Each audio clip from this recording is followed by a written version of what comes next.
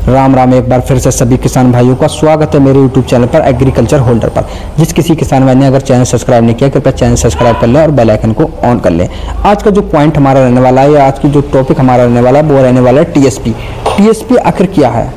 TSP कैसे काम करता है, साथ ही साथ टीएसपी के क्या क्या फायदे हैं और कौन कौन सी फसलों में हम टीएसपी को डाल सकते हैं। ठीक है, सबसे पहले हम बात करते हैं टीएसपी की रासायनिक संरचना कैसी होती है, क्योंकि सबकी जितने भी उर्वरक होते हैं सब एक रासायनिक संरचना के द्वारा ही बनाए जाते हैं और फसलों में इसका बहुत महत्वपूर्ण योगदान होता है, क्योंकि हर फसल के लिए की रासायनिक संरचना भी अलग अलग होती है। तो सबसे पहले हम टीएसपी की रासायनिक संरचना पे बात कर लेते हैं। तो रासायनिक संरचना में अगर बात करें तो टीएसपी के अंदर जो फास्फोरस की मात्रा होती है वो होती है 46%। 46% फास्फोरस पाया जाता है, 15% कैल्शियम पाया जाता है और इसमें जो घुलनशील की मात्रा होती है वो लगभग होती है 90% से प्लस, यानी कि 90% से ज़्यादा टीएसपी पानी में घुलनशील होती है। ठीक है, अब बात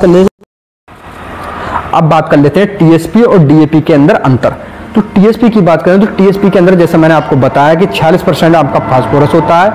15% कैल्शियम होता है और इसमें जो मेन पॉइंट होता है वो 90% ये घुलनशील होती है पानी के अंदर टीएसपी। वहीं डीएपी की बात करें तो डीएपी में क्या होता है, 46% फास्फोरस होती है, बराबर होती है टीएसपी के, और दूसरी बात इसमें 18% नाइट्रोजन होती है और साथ ही साथ ये पानी में जो घुलनशील की बात करें इसमें तो ये पानी में जो घुलनशील होती है वो मात्र होती है 85% से कम ही होती है, ज़्यादा नहीं होती है। ठीक है, तो इसलिए टीएसपी वाटर सोल्यूबल ज़्यादा है, पानी में घुलनशील ज़्यादा है डीएपी के मुकाबले।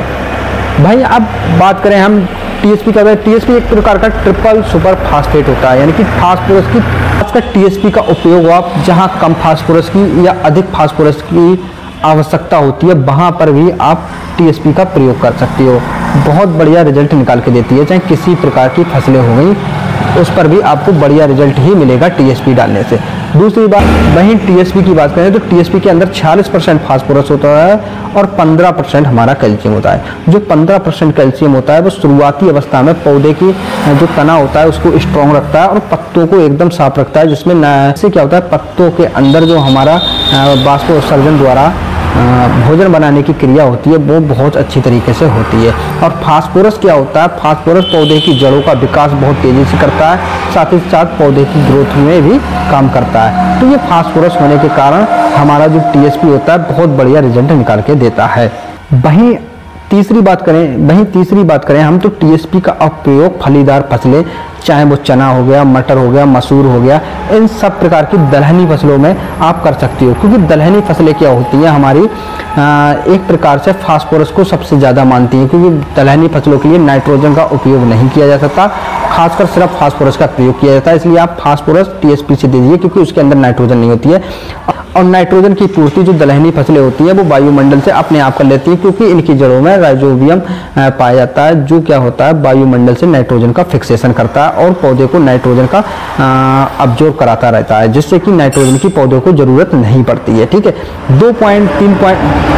पॉइंट हो गए हमारे ये। ठीक है, वहीं अगर बात करें हम जो फास्फोरस के कारण पौधे की जड़ें बहुत तेज़ी से बढ़ती हैं, जो मैंने आपको बताया था, जिससे क्या होता है पौधा स्ट्रांग होता है, मजबूत होता है और जो उसके पास में कुछ पोषक तत्व पड़े होते हैं उनको भी खींच लेता है। जब पौधा यानी कि जितनी ज़्यादा जड़ें बढ़ेंगी उतनी दूर से वो अपने आप जो पोषक तत्व होते हैं उनको खींचने की पूरी तरह से जड़ें क्या हो जाती हैं, एकदम सक्षम हो जाती हैं। तो इस तरह से टीएसपी बहुत बढ़िया कार्य करता है पौधे के अंदर शुरुआती अवस्था में। ठीक है भाई, अगर बात करें पौधा कहीं फल आ रहा है या फूल बनना है तो उस स्थिति में टीएसपी का बहुत अच्छा योगदान होता है, क्योंकि इसमें अंदर क्या होता है कैल्शियम होता है। कैल्शियम से क्या होता है फल जो होता है वो एकदम स्ट्रांग बनता है और रोग प्रतिरोधक क्षमता कम आती है पौधे के अंदर। तो इसी कारण फास्फोरस बहुत अच्छी तरीके से कार्य करता है। और वहीं बात करें हम फास्फोरस की जड़ों के बात में तो जड़ों में क्या होता है फास्फोरस अपने आप में क्या होता है एक बहुत ही बढ़िया पोषक तत्व होता है, क्योंकि हम किसी भी पौधे को ले लें या किसी भी फसल को ले लें उनका जो बेस पार्ट होता है वो जड़ होती है, क्योंकि जड़ों से हर प्रकार का न्यूट्रिएंट्स पौधे को मिलता है, चाहे वो हमारे पोषक तत्व हो गए या पानी हो गया या किसी प्रकार के आप न्यूट्रिएंट्स दे रहे हैं वो जड़ से ही मिलते हैं ज़्यादातर। तो इसलिए जड़ का स्ट्रॉन्ग होना या जड़ों का ज़्यादा फैलना बहुत ही ज़्यादा ज़रूरी है और वो आपका क्या होता है जब भी आप टीएसपी डालोगे तो वहाँ पर इसका रिजल्ट बहुत अच्छा आपको देखने को मिलेगा। वहीं दूसरी बात करें फास्फोरस की, तो फास्फोरस का जो दूसरा इसमें काम होता है वो क्या होता है, जब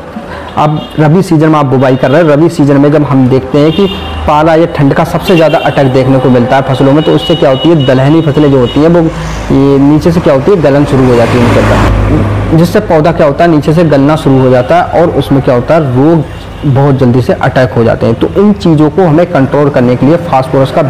बेसल डोज में बहुत अच्छी तरीके से प्रयोग करना है, तभी हम अपनी फसल से एक अच्छा उत्पादन ले सकते हैं। और बाकी जुड़े रहें हमारे यूट्यूब चैनल से, एग्रीकल्चर होल्डर से। अगर अभी तक आपने वीडियो को शेयर नहीं किया तो वीडियो को शेयर जरूर कर दें और चैनल को सब्सक्राइब करना ना भूलें, साथ ही साथ बेल आइकन को ऑन कर लें। बाकी जुड़ने के लिए आपका बहुत बहुत धन्यवाद।